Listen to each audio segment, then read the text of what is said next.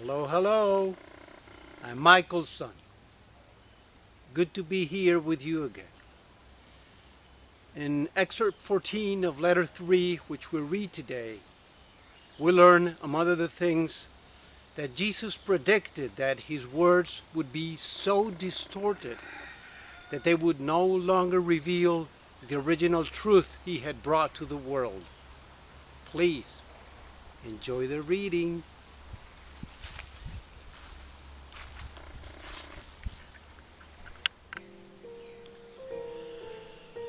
Letter 3, Excerpt 14. Summary. The Last Supper 2. He announces Judas' betrayal, anguish, questions and recriminations from his disciples. Jesus is saddened by his disciples' selfish response to his ordeal. He also understands them and tries to encourage them. He predicts the distortion of his words and the ensuing loss of the original truth he brought to the world. He just yearns to retreat into silence and find peace and comfort in his contact with the Father. They leave for the Mountain of Olives. There he meditates and prays and feels how the power of love and the strength to endure the torment of the crucifixion possess his human consciousness and heart. He remains within the love, giving the love to others to the very end. No word is said about the trial or the crucifixion, because that is of no consequence.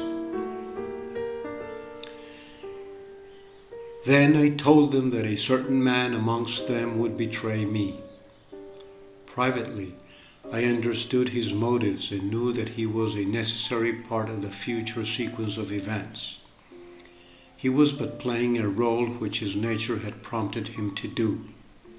I knew that he would suffer greatly, and I felt compassion for him, but these thoughts I kept to myself. When I mentioned that one of them would betray me and told Judas to leave and do what he had to do quickly, the disciples came alive, wondering if this was really their last meal with me. Now there was a great deal of emotional distress, questions, even recriminations for having led them to such a trap. Again, they wondered what they would do with their lives after I had gone.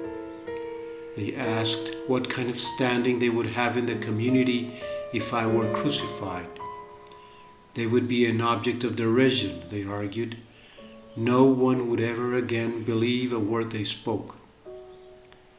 Deeply saddened by their self-centered response to my predicament, I assured them they had no need to fear for their own safety. They would abandon me and would not be connected to my crucifixion. After my death, I suggested that they should disperse and return to Galilee.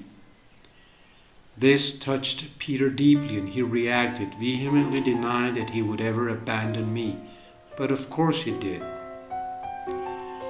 All the love that I had felt for my fellow men, all that I had longed to accomplish for them in this moment of my own need, still met with blank non-comprehension, even resistance. Their only concern was what would happen to them. There was no word of kindness, offering of help, anguish for my future ordeal. How hard was the human heart, I thought. How many weary centuries would pass before mankind would be able to move beyond their own hurt and pain to feel even a glimmer of love and compassion for other unfortunates in a worse situation than themselves?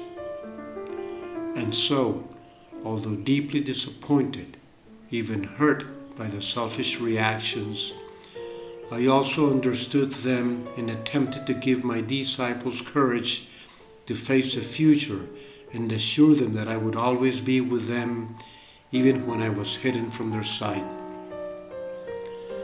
The work I had started would be promoted from the life beyond.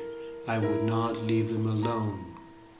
They would know and feel my presence, and this would be a comfort to them. I told them to cling to their memories of my time with them. I warned that there will be many who would continue in the knowledge I had given them, but there would be outsiders who would seek to add the voice of tradition and reason to my teachings. My words would be so distorted that eventually they would no longer reveal the original truth I had brought the world. When I told them that this would happen, they were upset, even panic-stricken. I was relieved to see that my teachings had not been in vain after all. They had not entered totally deaf ears. They asked me to tell them more, but I raised my hands and said that that was all I could say. At this point, I felt I had said all I ever wanted to say while on earth, that my speech with men had been accomplished. All I greatly, deeply desired was to retreat into silence and find peace and comfort in my contact with the Father. We left the supper room and walked to the Mountain of Olives, but the mood of my disciples was one of inner conflict, fear, and doubt. Most of them left to join their families and friends who would still be celebrating their own Passover. In the garden, there was a special boulder shaped like a little cave. I liked to shelter in it from the wind. And so I sat and meditated and prayed, seeking a way into the exalted harmony I had enjoyed in the past. I knew that when I moved into attunement with the Father love, my fears would dissolve and I would be in a state of total and absolute peaceful confidence again. As I felt the power of love move into me and possess my human consciousness, so did the strength to endure what lay ahead possess my heart. I would be able to remain within the love and give the love to others to the very end. And so it was. I will not even attempt to re-enter into the trial and crucifixion state.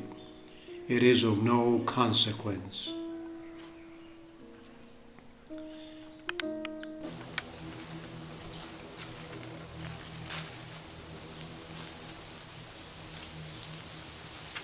Hello.